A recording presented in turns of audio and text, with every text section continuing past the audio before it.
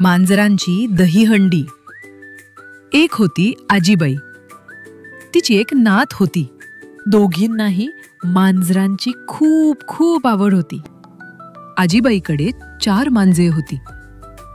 एकाचे नाव होते बोकोबा, दुसरा होता सोकोबा, तिसरा काळोबा आणि चौथा साळोबा.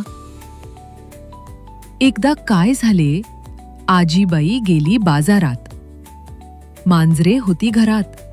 आजीबाईने लोणी उंचावर ठेवले होते.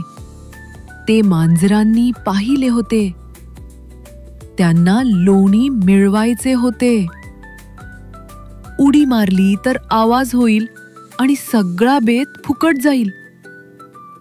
मग बोकोबाने बोलावले सोकोबाला. सोकोबाने हाक मारली काळोबाला आणि साळोबाला. आता बोकोबा, सोकोबा, काळोबा व साळोबा सारे जमले. पण लोणी मिळवायचे कसे? सगळे विचार करू लागले. छोटा साळोबा फार हुशार. तो सांगू लागला, बोकोबा, आपण एकावर एक असे उभे राहू. झाले. बेत ठरला आणि बोकाबावर सोकोबा, सोकोबावर काळोबा, काळोबावर साळोबा अशी दहीहंडी तयार झाली. पलीकडे माधुरी झोपली होती. तिला अचानक जाग आली. तो काय गंमत, समोर मांजरांची दहीहंडी.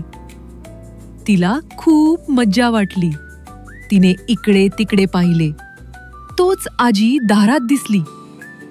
माधुरी आनंदाने ओरडली, आजी, आजी लवकर ये, मांजरांची दहीहंडी पाहून घे. मांजरे एकदम घाबरली आणि लोणी टाकून पळाली.